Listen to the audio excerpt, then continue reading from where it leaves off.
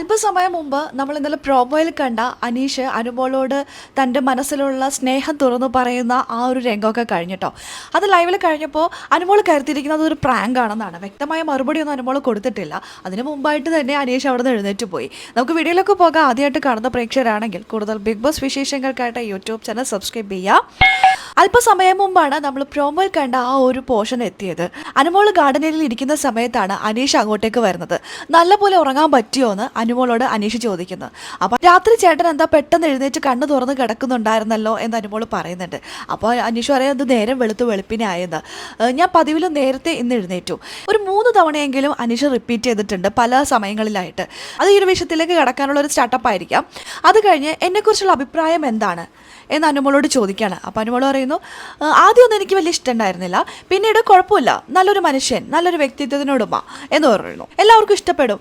അപ്പോൾ അനീഷ് ചോദിക്കുകയാണ്, അത് നമുക്ക് വിവാഹം കഴിച്ചാലോ? അനുമോള്, എന്താ ചേട്ടാ ബിഗ് ബോസ് എന്ന പ്രാങ്കാണല്ലേ, കൊള്ളാം, ഞാൻ ഇതിലൊന്നും വീഴില്ല. അത് പിന്നീട് അനീഷ അത് തന്നെ പറയുന്നു, ഞാൻ ചോദിച്ചതിന് മറുപടി ഇതാ, അത് തന്നെ പറഞ്ഞുകൊണ്ടിരിക്കുന്നു. അപ്പോഴാണ് അനുമോൾക്ക് എന്തോ ഒരു ഒട്ടും കംഫർട്ടബിൾ അല്ലാത്ത പോലെ ഫീൽ ചെയ്തു ഫേസിൽ. അപ്പോൾ അനുമോൾ പറഞ്ഞുകൊണ്ടിരിക്കുകയാണ്, ഇല്ല ചേട്ടാ, ഞാൻ കല്യാണത്തെക്കുറിച്ചൊന്നും ചിന്തിക്കുന്നില്ല, എനിക്ക് ഒരു അഫെയർ ഉണ്ടായിരുന്നു, അത് പൊട്ടി പാളീസായി, ഇനി എനിക്ക് 2 വർഷം കൂടി എനിക്ക് സമയമുണ്ട്, ആ സമയത്തിനുള്ളിൽ എൻ്റെ ഫാമിലി സെറ്റാക്കണം, പിന്നെ വീട്ടിലൊരു കാര്യങ്ങളൊക്കെ അനുമോൾ പറഞ്ഞുകൊണ്ടിരിക്കുക കേട്ടോ.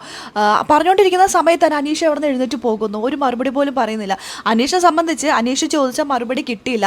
അപ്പോൾ ദേഷ്യത്തിന് ഇറങ്ങി പോകുന്നതായിട്ടാണ് എനിക്ക് തോന്നിയത്. ഇത് ഗെയിം ആണോ എന്ന് ചോദിച്ചാൽ ഒരു ഡൗട്ട് എനിക്ക് ഉണ്ടായിരുന്നു പ്രോമോ കണ്ടപ്പോൾ. പക്ഷേ ഇപ്പോൾ ലൈവിലത് കണ്ടപ്പോൾ ഏതാണ്ട് ഉറപ്പായ പോലെയാണ് എനിക്ക് തോന്നിയത് കേട്ടോ. ഇത് അനുമോളുടെ സപ്പോർട്ട് കണ്ടിട്ട് അനീഷ് നടത്തിയ ഒരു പ്രേമ നാടകം പോലെയൊക്കെ എനിക്ക് തോന്നി. പക്ഷേ അനീഷിനെ സംബന്ധിച്ച് അനീഷ് നല്ലൊരു വ്യക്തിയാണ്. നമ്മൾക്ക് ഈ ബിഗ് ബോസ് വീടിനുള്ളിൽ വന്ന ശേഷം മാത്രമേ അനീഷിനെ അറിയുള്ളൂ. അതുവരെ എടുത്ത് നോക്കുകയാണെങ്കിൽ ഗെയിമിന് വേണ്ടിയിട്ട് പലതരത്തിലുള്ള സ്ട്രാറ്റജീസും ആളെടുത്തിട്ടുണ്ട്. ഇപ്പോൾ കുറച്ച് ദിവസമായിട്ട് നന്മമാരാണ്. ഇപ്പോഴാണെങ്കിൽ ഇതാ ലവ് സ്ട്രാറ്റജി എടുത്തു തുടങ്ങി. സ്ട്രാറ്റജി എന്ന് പറയുന്നില്ല, മനസ്സിലെ പ്രണയം തുറന്നു പറഞ്ഞുകൊണ്ട് എത്തിയിരിക്കുന്നത്. വിവാഹം കഴിച്ചോളാം, അല്ലെങ്കിൽ വിവാഹം കഴിച്ചോട്ടെ, വിവാഹം കഴിച്ചാലോ എന്നാണ് അനീഷ് ചോദിച്ചിരിക്കുന്നത്. ഇതൊക്കെ ഗെയിമിൻ്റെ ഭാഗമായിട്ടാണെന്ന് എനിക്ക് ഇപ്പോഴും തോന്നുന്നത്. അത് എന്തുകൊണ്ടാണെന്ന് എനിക്കറിയില്ല. ബിഗ് ബോസ് വീട്ടിൽ വരുന്നവരെല്ലാവരും പ്രണയ നാടകം അല്ലെങ്കിൽ പ്രണയ സ്ട്രാറ്റജി എടുത്തിട്ടാണെന്നൊന്നും ഞാൻ പറയുന്നില്ല. ഇതിൽ പേളി ശ്രീനിഷിൻ്റെ കാര്യമൊക്കെ എല്ലാവരും ഹൈലൈറ്റ് ചെയ്ത് പറയും. പക്ഷേ പേളി ശ്രീനിഷ് എന്ന് വെച്ചാൽ ഫസ്റ്റ് സീസണിൽ വന്നതാണ്. ഇത് അവർക്കറിയില്ല ഇത് ഒരു പ്രേക്ഷകർ സ്വീകരിക്കുന്നോ, ഇത് എങ്ങനെയായിരിക്കും എന്നുള്ളതൊന്നും അവർക്ക് അറിയില്ല. ആ സീസണിൽ എടുത്തിരിക്കുന്ന എന്ത് ഗെയിം സ്ട്രാറ്റജീസ് ആണെങ്കിലും കോപ്പി പേസ്റ്റ് അല്ല. അത് കണ്ട് അവരുടെ മനസ്സിൽ തോന്നി അത് റിയൽ ആയിട്ട് വന്നതാണ്. അത് തന്നെയാണല്ലോ അവരുടെ ലൈഫ് ഇത്ര സക്സസ്ഫുൾ ആയിട്ട് നല്ല രസമായിട്ട് പോകുന്നത്. അങ്ങനെ തന്നെ പോട്ടെ, ഓരോ സീസൺ എടുക്കുകയാണെങ്കിലും ഇതൊക്കെ കണ്ട് പഠിച്ച് വന്നിട്ട് ചെയ്യുന്നതാണ്. ഞാൻ 3ാമത്തെ സീസൺ മുതലാണ് ഈ ഒരു സ്ട്രാറ്റജി കൂടുതൽ വർക്കൗട്ട് ചെയ്ത് ഓരോരുത്തർ വരുന്നതായിട്ട് കണ്ടിരിക്കുന്നത്. 3ാമത്തെ സീസണിൽ സൂര്യ വന്നിട്ടുണ്ടായിരുന്നു മണിക്കൂട്ടൻ്റെ അടുത്ത്. അതുപോലെ 4ാമത്തെ സീസണിൽ റോബിനും ദിൽഷ ബ്ലസ്ലി ആ ഒരു ഭയങ്കര ഹിറ്റായിട്ടുള്ളൊരു കോംബോ ആയിരുന്നു. 5ാമത്തെ സീസൺ ആണെങ്കിൽ സാഗർ സൂര്യയും സെറീനയും തമ്മിലുള്ളത്. 6ാമത്തെ സീസണിൽ ഗബ്രി ജാസ്മിൻ. അങ്ങനെ എടുത്ത് നോക്കുകയാണെങ്കിൽ ഇത് കഴിഞ്ഞ് 2ാം സീസൺ കഴിഞ്ഞിട്ടുള്ള ഓരോ സീസണിലും വർക്കൗട്ട് ആയിട്ടുണ്ട്. അവർ വോട്ടുകൾ അങ്ങോട്ടും ഇങ്ങോട്ടും സ്പ്ലിറ്റ് ചെയ്തിട്ടുണ്ട്. അത് ചരിത്രമാണ്. അത് കഴിഞ്ഞിട്ടുള്ള സീസണിലൊക്കെ ഇത് ചരിത്രം ആവർത്തിച്ചിരിക്കുകയാണ് ഓരോ സീസണിലും.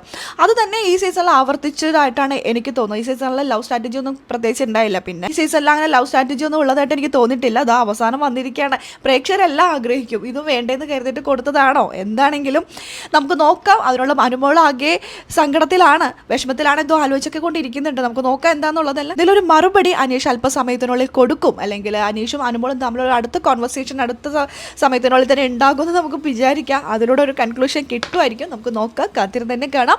അപ്പോൾ ലൈവ് അപ്ഡേഷൻ നമ്മുടെ ചാനലിലുണ്ടാവും കേട്ടോ. ആദ്യമായിട്ട് കാണുന്ന പ്രേക്ഷകരാണെങ്കിൽ കൂടുതൽ ബിഗ് ബോസ് വിശേഷങ്ങൾക്കായിട്ട് യൂട്യൂബ് ചാനൽ സബ്സ്ക്രൈബ് ചെയ്യുക.